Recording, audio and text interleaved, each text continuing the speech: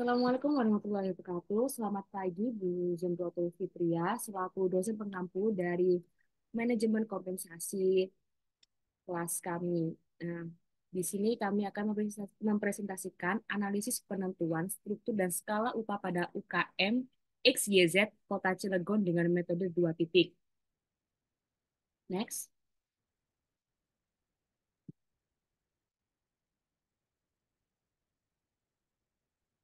Sebelumnya izinkan saya untuk memperkenalkan anggota kelompok 8 terlebih dahulu.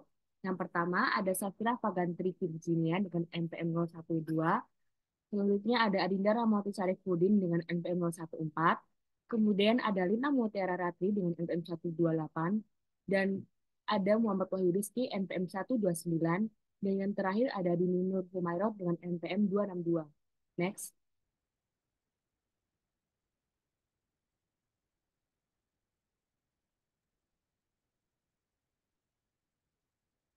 Baik, selanjutnya akan dijelaskan oleh rekan saya Muhammad Wahyu Rizky. Baik, terima kasih Adinda. Ya, yang pertama kita akan membahas mengenai gambaran profil umum profil UKM. UKM XYZ adalah kafe yang menjual berbagai jenis minuman dan makanan serta memiliki konsep yang bekerja sama dengan pihak berwenang. Berlokasi di Jalan Jenderal Sudirman, Kota Bumi, Kecamatan Purwakarta, Kota Cilegon, Banten, Jawa Barat. Eh, UKM ini telah berdiri sejak tahun 2017. UKM XYZ memiliki satu manajer, satu supervisor, satu orang keuangan,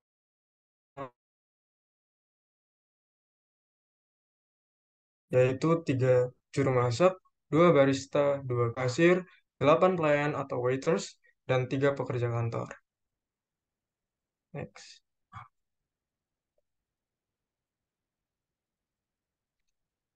Baik, selanjutnya akan disampaikan oleh Safira. Baik, saya akan menjelaskan tentang penentuan dari struktur dan skala upah dari UKM XYZ. Yang pertama yaitu ada faktor kompensasi. Kami menganalisis dalam penentuan struktur dan skala upah dari UKM XYZ menggunakan metode poin dengan compensable factor.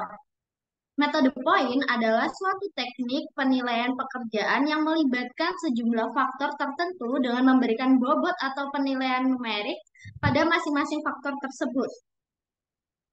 Tujuannya adalah untuk memastikan bahwa sistem penggajian berlangsung secara adil, konsisten, dengan memberikan nilai yang sesuai untuk setiap pekerjaan berdasarkan faktor-faktor yang telah ditentukan.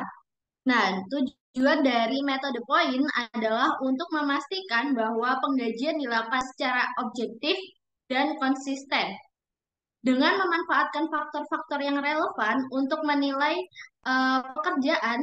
Dengan demikian, metode poin dapat membantu organisasi mencapai berbagai tujuan seperti menarik dan mempertahankan karyawan yang berkualitas, yang kedua meningkatkan motivasi dan kinerja karyawan, dan yang ketiga menciptakan struktur penggajian yang adil dan transparan. Dan selanjutnya akan dijelaskan oleh rekan saya Mbak Lintang. Baik, selanjutnya saya akan membahas mengenai job value. Nah, di sini job value itu dapat dihitung dengan mengalihkan hasil nilai faktor jabatan dan nilai pembobotan kompensasi pada 10 compensable faktor yang telah tersedia di UKM EGZ tersebut. Nah, di sini faktor compensable faktor ini dapat dimulai melalui pendidikan formal dan diakhiri dengan tanggung jawab finansial. Nah, di sini juga dikelompokkan yaitu melalui know-how, problem solving, dan akuntabilitas. Nah, kita di sini telah memberikan nilai-nilai pada compensable factor di UKM EGZ tersebut. Nah, untuk skala rentannya kita memberikan nilai 1 untuk sama penting, skala 3 sedikit lebih penting, skala 5 lebih penting, dan skala 7 sangat lebih penting, dan yang terakhir skala 9 mutlak lebih penting. Nah, untuk hasil total bobot tersebut kita dapat menjumlahkan masing-masing dari compensable factor tersebut dan nantinya akan menghasilkan total yaitu berjumlah sebesar 321,47. Next. Baik, selanjutnya setelah kita melakukan pembobotan dengan menggunakan faktor-faktor yang dapat diimbangi dengan setiap jabatan, maka dari itu selanjutnya di UKM EJZ ini terdapat 8 jabatan. Yang pertama yaitu manajer, kedua keuangan dan administrasi, ketiga supervisor, keempat juru masak, kelima barista, keenam kasir, ketujuh waiters, dan yang terakhir yaitu office boy.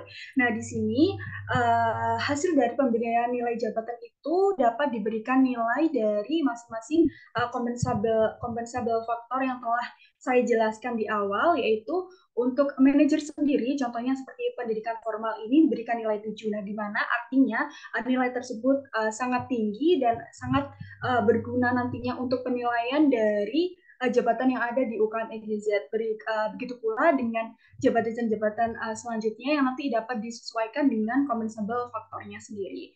Nah, setelah kita melakukan penilaian pada bobot kompensasi di UKM EGZ itu, kita dapat menunjukkan nih nilai-nilai mana yang terkandung di setiap jabatan di UKM EGZ. Nah, langkah berikutnya kita dapat melakukan perhitungan nilai pekerjaan, yaitu job value sendiri untuk setiap jabatannya. Nah, perhitungan tersebut dapat dilakukan dengan cara mengalihkan bobot kompensasi yang telah diperoleh di tabel sebelumnya, di gambar sebelumnya dengan nilai jabatan yang tertera di gambar di slide tersebut, di slide ini.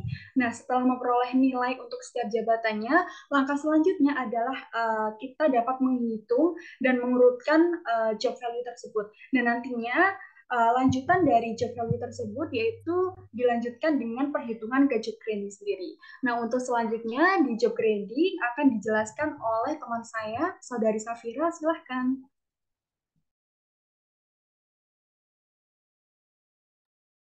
Baik, selanjutnya yaitu ada job grading. Job grading sendiri merupakan metode untuk mengidentifikasi perbedaan antar jabatan dan tingkat pembayaran dalam organisasi yang besar. Job grading sendiri diatur guna untuk menyusun skala upah menggunakan metode 2 titik dengan menetapkan jumlah grade yang diinginkan. Perhitungan dari job grading pada UKM XYZ dapat dilihat pada tabel di bawah ini. Nah, dari tabel di atas, kuartil dihitung dengan mengurangkan nilai pekerjaan terendah dari nilai pekerjaan tertinggi.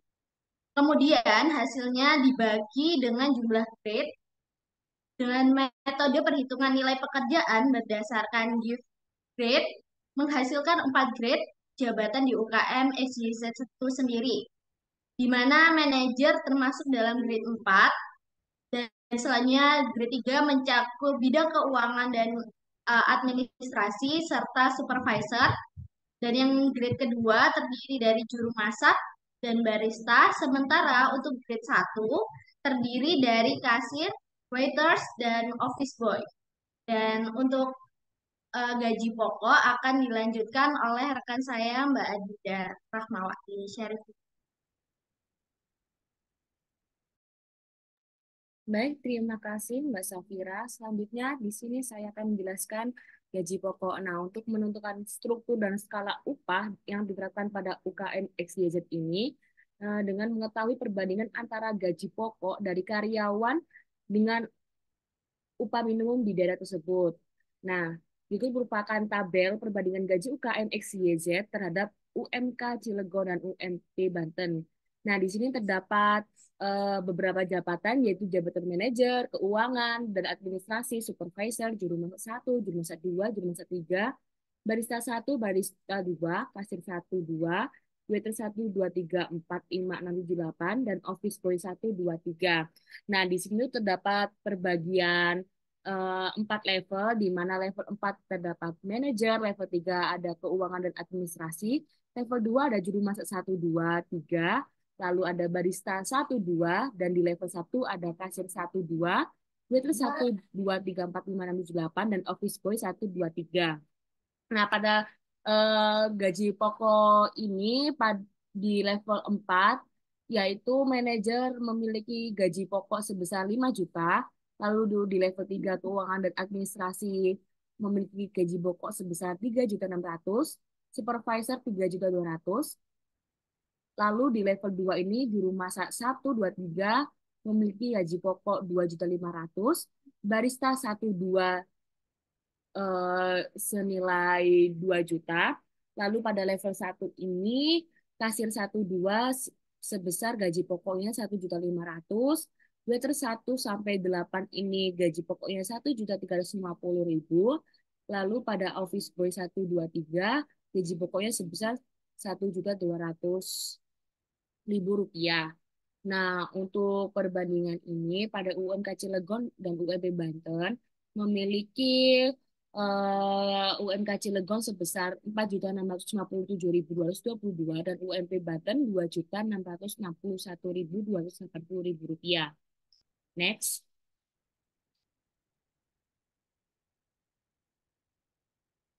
Nah, pada tabel yang telah saya jelaskan tadi, maka dapat divisualisasikan melalui grafik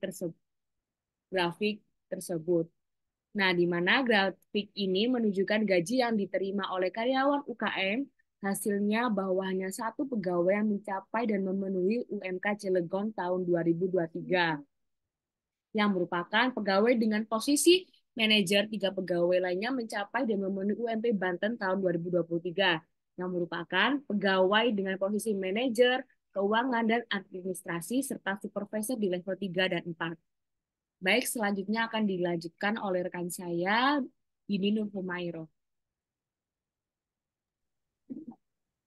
Baik, terima kasih. Nah, seperti yang sudah dijelaskan pada poin-poin sebelumnya, poin gaji pokok, job grading, job value, dan faktor kompensasi. Nah, berdasarkan data-data tersebut yang sudah dijelaskan, UKM XYZ ini menerapkan sistem kompensasi untuk seluruh karyawannya yang berjumlah 21 orang itu menggunakan metode aktual dengan upah terendah senilai 1.200.000 pada golongan 1 dan upah tertinggi senilai 5 juta pada golongan keempat.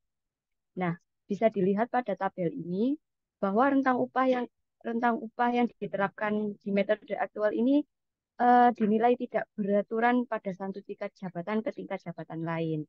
Bisa dilihat pada golongan pertama dan golongan kedua terdapat kesamaan rentang upah yaitu 25%.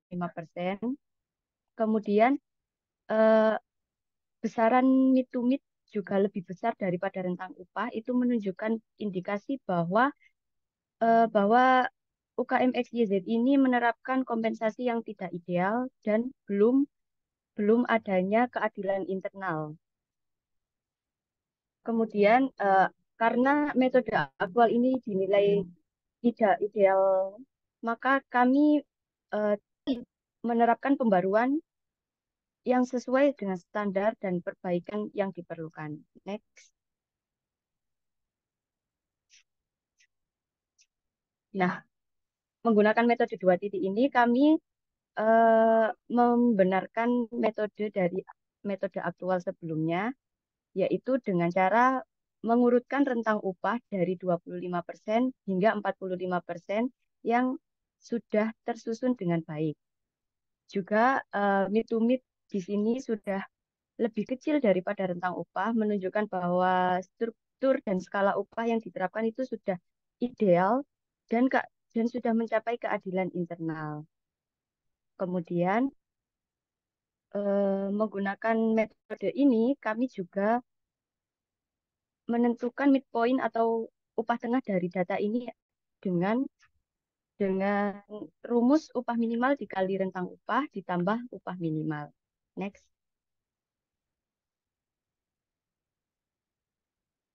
Berdasarkan metode 2 titik yang sudah kita hitung tadi, diperolehlah grafik menggunakan metode 2 titik ini.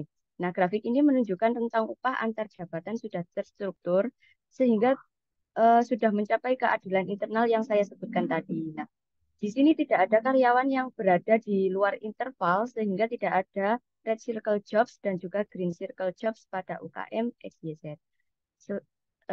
Baik, selanjutnya akan disimpulkan oleh teman saya.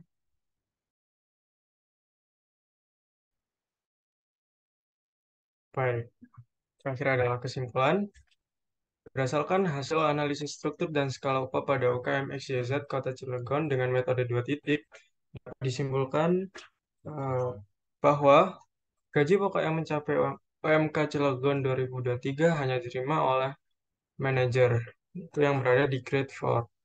Lalu selanjutnya adalah faktor-faktor kompensasi yang menjadi dasar penetapan gaji meliputi pendidikan formal, pengalaman kerja, komunikasi, usaha fisik, kreativitas, analisis dan pemecahan masalah, percaya diri, orientasi pelayanan pelanggan, keterampilan perencanaan dan organisasi, dan tanggung jawab finansial.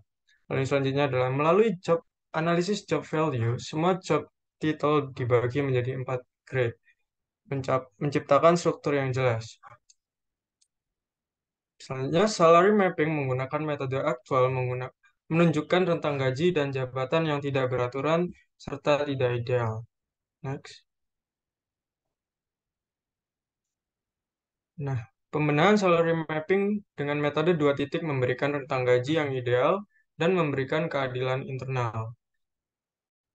Namun meskipun sudah keadilan, gaji standar UMK Cilegon hanya golongan 4 saja. Nah, sekian video yang bisa kami presentasikan. Apabila ada salah kata, kami mohon maaf. Nah, untuk link jurnal telah kami sediakan di deskripsi.